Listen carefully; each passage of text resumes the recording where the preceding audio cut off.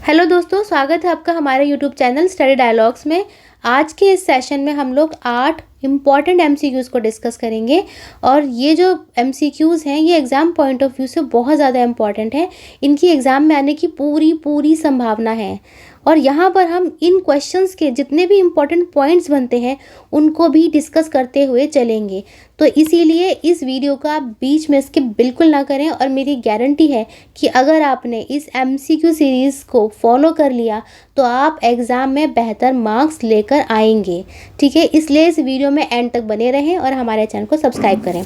तो चलिए शुरू करते हैं। हमारा पहला क्वेश्चन है मोदी एनर्जाइजिंग ग्रीन फ्यूचर। ये जो बुक है किसने लॉन्च करी है, मतलब इस पुस्तक का विमोचन किसने किया है। ठीक है, अब भूपेंद्र यादव ने किया है, स्मृति ईरानी, अमित शाह या फिर राजनाथ सिंह। तो इसका सही आंसर है भूपेंद्र यादव। अब ये क्वेश्चन इम्पोर्टेंट इसलिए हो जाता है क्योंकि इसमें हमारे पीएम मोदी जी के बारे में है। ठीक है, और मोदी जी आजकल बहुत ज़्यादा इम्पोर्टेंट काम कर रहे हैं जो कि हमारे एग्ज़ाम में पूछ लिए जाते हैं। तो अब ये बुक का विमोचन किया किसने है, ये किया है भूपेंद्र यादव जी ने। ये हैं कौन, ये हैं हमारे देश के ministry of environment, forest and climate change के मिनिस्टर हैं। ठीक है, अब इस बुक में है क्या, इस बुक में प्राइम मिनिस्टर मोदी जी ने जो भी उनकी स्ट्रैटेजीज़ रही हैं, पॉलिसी रही हैं, उनकी लीडरशिप के अंदर, ठीक है, उनकी लीडरशिप के अंदर जितनी भी उनकी स्ट्रैटेजीज़ हैं या फिर उनकी पॉलिसीज़ हैं, किसको लेकर के, सस्टेनेबल डेवलपमेंट को लेकर के। ठीक है, उन्होंने जितनी पॉलिसी बनाई है सस्टेनेबल डेवलपमेंट को लेकर के या फिर इको फ्रेंडली जो उनकी पॉलिसीज़ हैं उनके बारे में उन्होंने क्या एक्शन लिया है, क्या पॉलिसीज़ बनाई हैं, ये सब इस बुक में लिखा हुआ है। ठीक है, तो ये हमारे एग्ज़ाम पॉइंट ऑफ व्यू के लिए बहुत ज़्यादा इम्पॉर्टेंट है ये। अब ये जो बुक है इसको एडिट किसने करा है, एडिटेड बाय ये क्या है, ये बहुत दो इम्पॉर्टेंट हमारे नोटेबल फिगर्स हैं यहाँ पर। एक है R.K. पचनंदा, कौन है, R.K.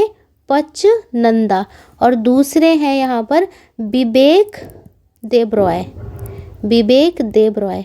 ये एग्ज़ाम में आ सकते हैं ये, इसीलिए हमने उसको यहाँ पे कवर किया है। चलिए नेक्स्ट क्वेश्चन देख लेते हैं। नेक्स्ट क्वेश्चन है which among the following is the only country to have coast line on the Red Sea and Persian Gulf. इनमें से ऐसा कौन सा देश है जो कि लाल सागर और फारस की खाड़ी दोनों से अपनी सीमा को साझा करता है। सऊदी अरबिया है, यमन है, इजिप्ट है या फिर सोमालिया है। तो इसका सही आंसर है यमन। अब ये क्वेश्चन मैप बेस्ड क्वेश्चन है तो उसको मैप में थोड़ा देख लेते हैं। आप इसको पूरे वर्ल्ड के मैप को, अब ये ऐसा भी कर सकते हैं कि इसको अपनी एटलस में जाकर देखें, है ना, या फिर हमारे जो रूम में जो पूरे वर्ल्ड के मैप्स लगे होते हैं आप वहाँ पर बार बार इन लोकेशंस को देखें जिससे कि आपको एग्जाम में प्रॉब्लम ना हो। अब देखिए यहाँ पर ऑप्शन क्या थे, एक ऑप्शन था इजिप्ट, एक था सऊदी अरबिया और एक है यमन और एक है सोमालिया। अब देखो ये है रेड सी, ये यहाँ से लेके यहाँ तक क्या है, ये रेड सी है और ये है पर्शियन गल्फ। तो अब इन ऑप्शन में से आप खुद देखकर बताइए, फारस की खाड़ी है ये, ठीक है, इन ऑप्शन में से आप खुद देखकर बताइए कि कौन सा ऐसा देश है जो कि लाल सागर और फारस की खाड़ी से अपनी सीमा साझा कर रहा है। तो भैया हमें तो यमन दिख रहा है यहाँ पर, तो यही आंसर है। ठीक है, अब देखो सऊदी अरबिया सिर्फ लाल सागर से कर रहा है, इजिप्ट जो है वो यहाँ पे मेडिटेरेनियन सी मतलब भूमध्य सागर और लाल सागर इनसे कर रहा है, और सोमालिया जो है वो यहाँ से कर रहा है। अब देखो यमन की जो है बाउंड्री अगर हम देखें तो यहाँ से लेके यहाँ तक जा रही है ये, तो यहाँ इसकी जो ये वाली बाउंड्री है यहाँ पर इसने लाल सागर मतलब रेड सी को टच कर दिया और यहाँ से किसको टच कर दिया, ये कर दिया इसने फारस की खाड़ी मतलब पर्शियन गल्फ को टच कर दिया। तो हमारा सही आंसर क्या हो जाएगा, यमन हो जाएगा। अब ये क्वेश्चन इंपॉर्टेंट क्यों है, क्योंकि बहुत दिनों से, पिछले कुछ दिनों से इस रेड सी ट्रबल मतलब लाल सागर संघर्ष के बारे में बहुत सारे न्यूज़ आ रहे हैं, इसीलिए ऐसे क्वेश्चन पूछे जा सकते हैं। ठीक है, इस लाल सागर संघर्ष के बारे में हमने अपनी वीडियो बना रखी है पूरी। अगर आपको समझना है इस टॉपिक को तो हमारे चैनल पर जाइए और हमारी रेड सी वाली जो है उस वीडियो को आप पूरे अच्छे से क्लियर में आप अपना पूरा टॉपिक क्लियर कर सकते हैं। ठीक है, अच्छा अब हमारे चैनल पर ये जो हमारी एमसीक्यूज़ की सीरीज़ है ये तो चल ही रही है, जीएस की, हमने पॉलिटी की भी चला रखी है, तो आप वहाँ से अपने पॉलिटी को कवर कर सकते हैं। और यहाँ पर हम लोग इस तरह से कवर करवाते हैं कि आपको बार बार जो सही आंसर देखने के लिए ना तो अपनी बुक्स खोलनी पड़ेंगी, ना ही आपको इंटरनेट का सहारा लेना पड़ेगा, ठीक है। और हमारे चैनल पर हम लोगों ने ईयरली मतलब पिछले साल की जितने भी मोस्ट इम्पॉर्टेंट करंट अफेयर्स थे वो हमने कवर करवा रखे हैं। ऐसे ही नहीं है कि बिल्कुल जो जिनको कुछ मतलब नहीं है, जो ऐसी छोटे छोटे एग्जाम में, अब हर पेपर का स्टैंडर्ड बढ़ गया है तो हमने यहाँ पे स्टैंडर्ड के ही करंट अफेयर लिए हैं।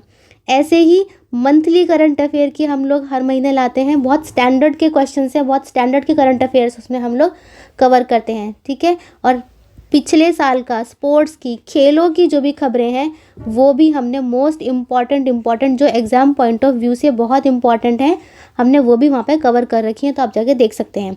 और कभी कभी क्या होता है कि हमें ट्रिक से याद करना बहुत आसान हो जाता है, तो इसलिए हमने ट्रिक्स की भी वीडियोज़ बना रखी हैं। और मेंस आंसर राइटिंग है, बीपीएससी के लेकर के या फिर किसी भी स्टेट पीसीएस को लेकर आप इसे फॉलो कर सकते हैं। मेंस आंसर राइटिंग की भी हमारी वीडियो है, आप वो भी फॉलो कर सकते हैं। तो अगर आप इनमें से पढ़ना चाहते हैं तो हमारे चैनल में जाइए, विजिट करिए और हमें सब्सक्राइब कीजिए, आपको बहुत ज़्यादा फ़ायदा होगा। चलिए अगला क्वेश्चन देखते हैं। अगला क्वेश्चन है विच of the following pair is incorrectly match. यहाँ पर देखो, सबसे पहले हमें देखना है कि इनकरेक्टली पूछा है मतलब कि गलत पूछा है। अब पहले सही और गलत दोनों देख लेंगे। ये देखो, कुडनकुलम न्यूक्लियर पावर स्टेशन कहाँ पर है? तमिलनाडु। हम में से ज़्यादातर बच्चों को ये पता होगा, और जिनको नहीं पता वो इस लोकेशन को साथ ही साथ अपनी कॉपी में नोट करते चले जाएंगे, ठीक है, जिससे कि हमारे नॉलेज में इजाफा अपने आप ही होता चला जाएगा अगर हम ऐसे रेगुलर पढ़ेंगे तो कुडनकुलम कहाँ पर है? तमिलनाडु में, ये तो सही है। अब नरोरा कहाँ पर है? ये यूपी वालों को पता होगा कि उत्तर प्रदेश में ही है। अब है काकरापार परमाणु या एटॉमिक पावर स्टेशन कहाँ पर है? अब भैया ये नहीं है यहाँ पर, ये जो है ये है गुजरात में है, ठीक है। तो हमारा ये ऑप्शन क्या हो गया? ये गलत हो गया, और गलत होने से यही हमारा आंसर भी आ गया, ठीक है। और तारापुर अगर देखें तो महाराष्ट्र में है तारापुर, ठीक है, ये सही है।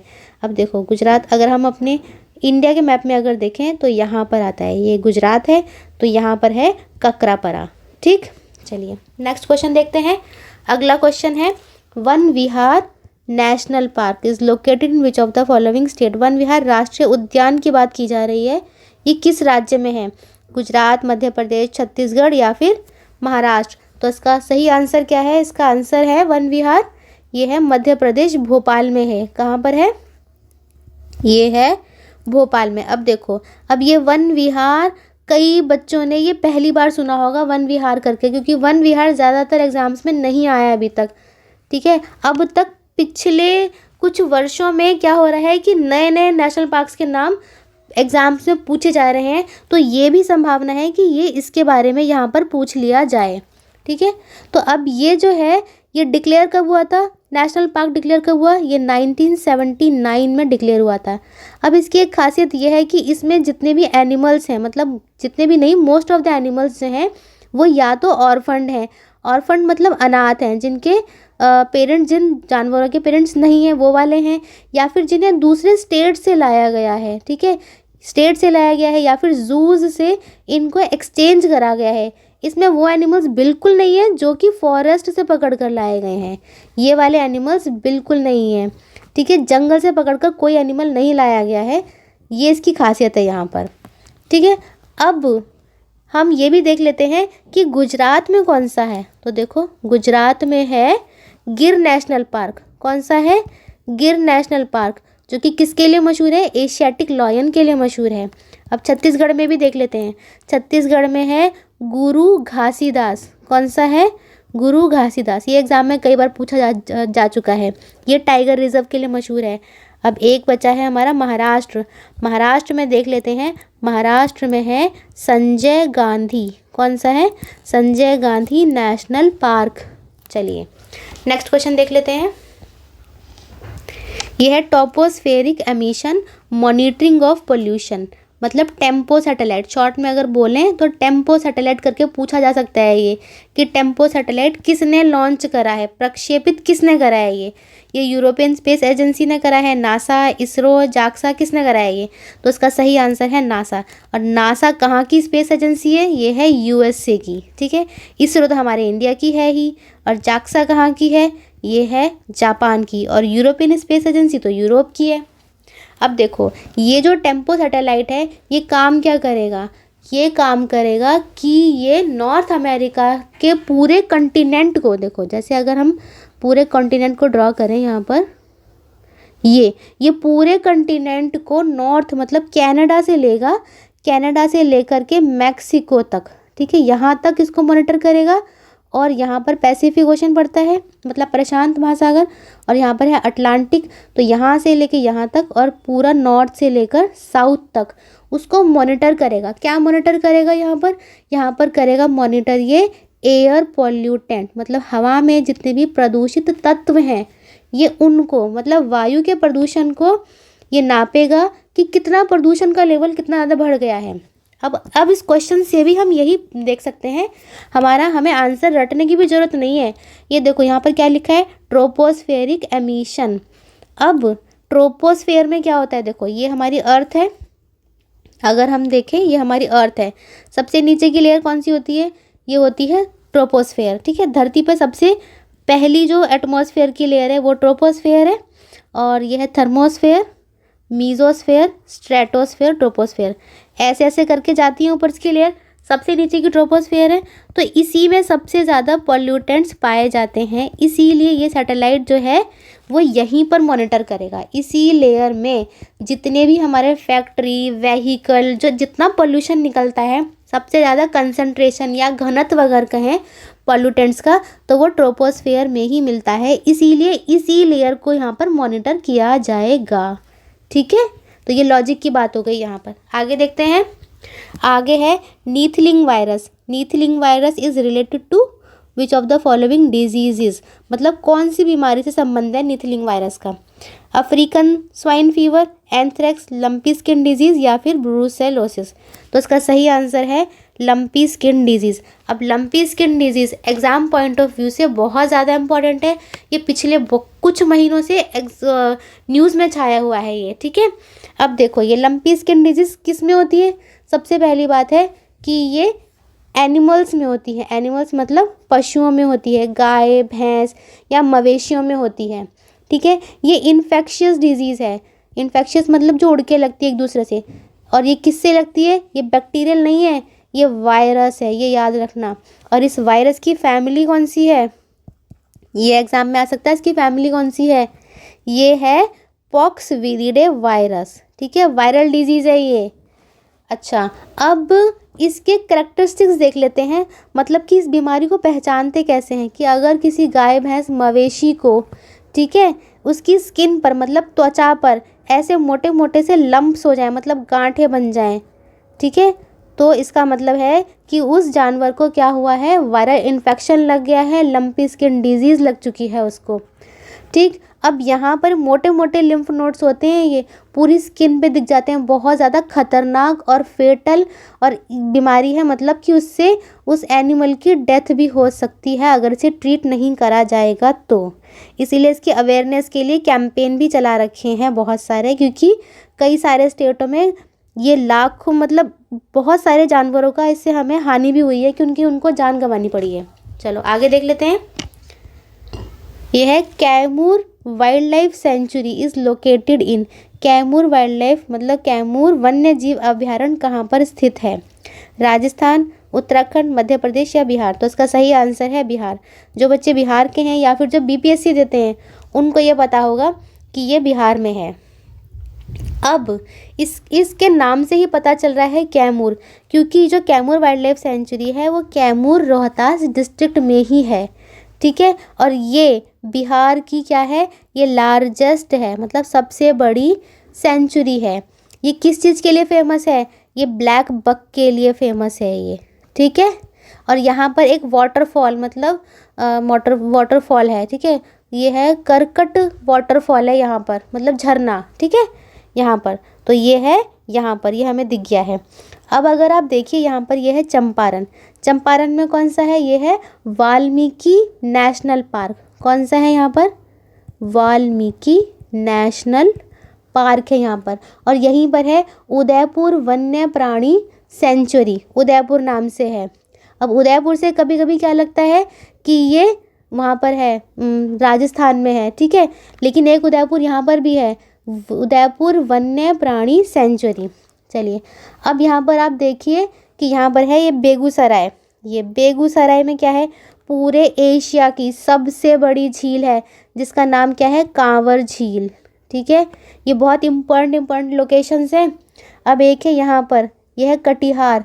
कटिहार में है गोगाबील, गोगाबील ये रामसर साइट है, भागलपुर में है कटिहार।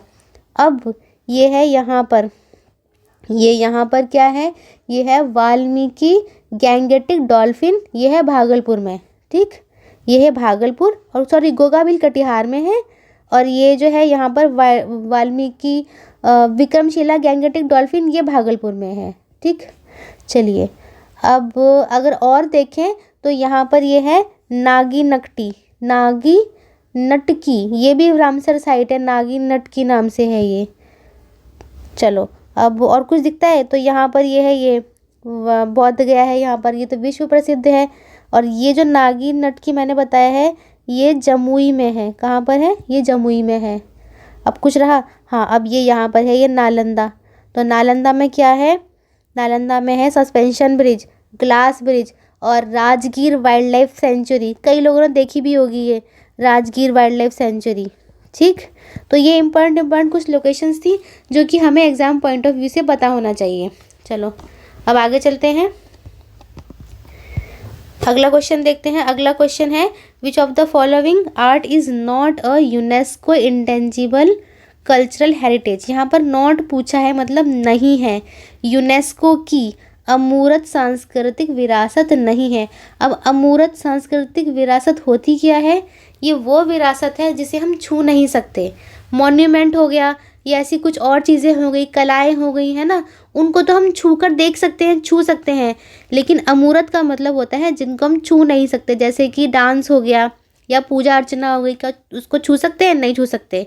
अब देखो यहाँ पर ऑप्शन है गरबा, मुडियट्टू, कथकली और दुर्गा पूजा।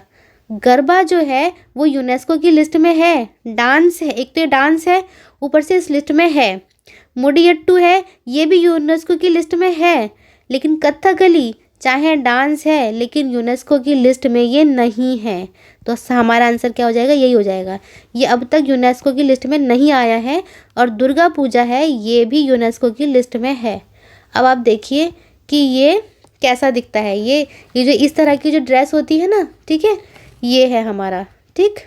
तो यही हमारा हो गया आंसर। तो ये हमारे 8 क्वेश्चन थे। आपको हमारी वीडियो कैसी लगी हमें ज़रूर बताएं। कोई भी डाउट है तो आप हमसे पूछ सकते हैं, कोई आपको सलाह देनी है तो हमें दे सकते हैं। तो चलिए मिलते हैं नेक्स्ट वीडियो में। Happy learning. हमारी वीडियो को लाइक करें, शेयर करें, सब्सक्राइब करें। Happy learning.